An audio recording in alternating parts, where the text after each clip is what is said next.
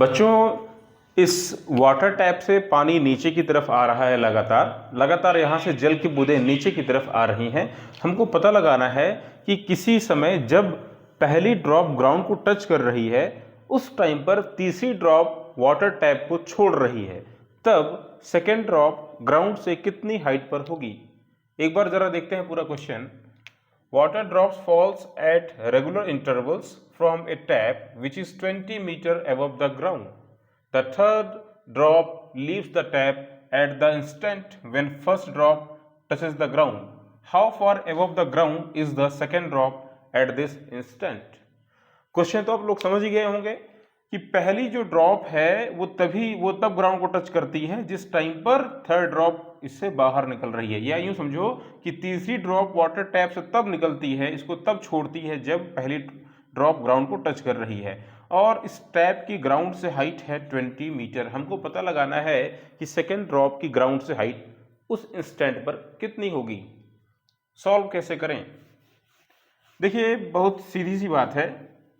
अगर हम ये पता लगा पाएँ कि जिस टाइम पर पहली ड्रॉप नीचे की तरफ ग्राउंड पर आ रही है, उसको टोटल कितना टाइम लगा ग्राउंड तक आने में, अगर ये हम टाइम पता लगा पाएँ तो हम पता लगा सकते हैं कि दो ड्रॉप को निकलने में कितना समय लगा। भाई, दो ड्रॉप को निकलने में कितना समय लगा होगा? जो भी टाइम पहली ड्रॉप को ग्राउंड तक आने में लगा होगा, उसी का हाफ टाइम सेकेंड ड्रॉप को निकलने में लगा होगा। इससे यानी कि सेकेंड ड्रॉप उतने ही टाइम में कुछ डिस्टेंस कवर करी होगी, और हमें अगर उस डिस्टेंस को माइनस कर दें टोटल डिस्टेंस में से, यानी टोटल हाइट में से, तो हमें से इसकी ग्राउंड से हाइट मिल जाएगी। तो आओ सबसे पहले हम पता लगा लेते हैं कि कितने टाइम के बाद पहली ड्रॉप ग्राउंड को टच करती है छूटने के बाद। देखिए, time taken by the first drop to touch the ground, है ना, इसको हम लोग फाइंड कर लेते हैं। Time taken by first drop to touch the ground,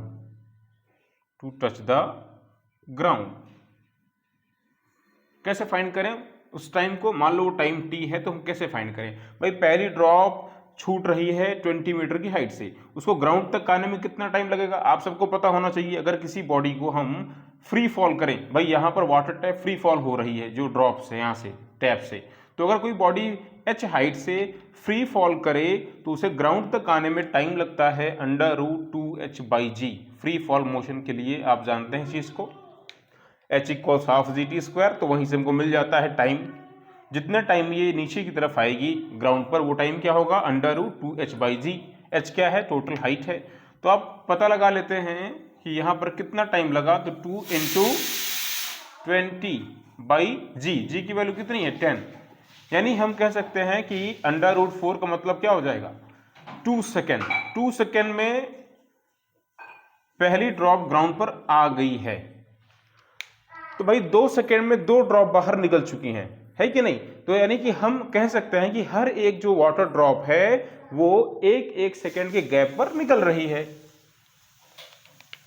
सो हम कह सकते हैं interval, time interval or the time gap, time interval between the water drops is half of this time, that is the 2/2 = 1 second. भाई, चूंकि 2 drop निकली हैं 2 second में, तो एक ड्रॉप को निकलने में कितना समय लगेगा? 1 सेकेंड। तो यानी कि पहली ड्रॉप जो है टैप से छूटने के बाद अभी 1 सेकेंड नीचे, 1 सेकेंड टाइम इसने लगाया है, तो 1 सेकेंड में कुछ ही नीचे की तरफ आई होगी। आओ जरा हम पता लगा लेते हैं कि पहली ड्रॉप कितना नीचे आई है। अगर हम इस हाइट को पता लगा पाएं कि ड्रॉप 1 सेकेंड में कितना नीचे आई है, तो हम उस डिस्टेंस को अगर माइनस कर देंगे टोटल हाइट में से, तो हमें सेकेंड ड्रॉप की ग्राउंड से हाइट मिल जाएगी। तो हम पता लगा लेते हैं distance covered by the second drop in first 1 second. Yes, distance travelled by, distance covered by second drop in 1 second. कैसे फाइंड करें? तो सीधा सा फार्मूला है h = ½ gt², ½ g t², वही सेम फार्मूला, मगर इस बार हम टाइम के प्लेस पर क्या लिखेंगे? हम लिखने वाले हैं 1।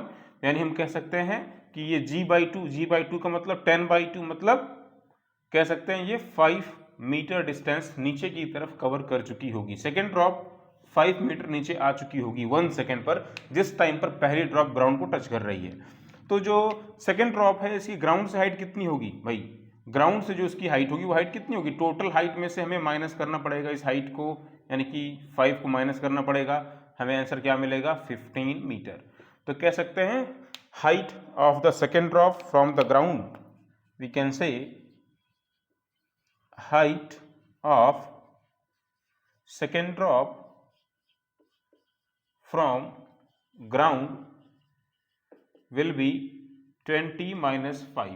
भाई इसने 5 मीटर नीचे की तरफ कवर किया है, 20 टोटल इसकी हाइट है, तो 20 माइनस 5 मतलब 15 मीटर। सिंपली हमने क्या किया, हमने सबसे पहले पता लगाया कि पहली ड्रॉप जब ग्राउंड को टच कर रही है तो क्या टाइम हो रहा है, और वो जो टाइम होगा वो टाइम 2 ड्रॉप के लिए लिया जाएगा, क्योंकि 2 ड्रॉप निकल चुकी थी, तीसरी निकलने वाली थी, तीसरी भी ड्रॉप निकली नहीं थी, तो 2 ड्रॉप का वो टाइम हो जाएगा।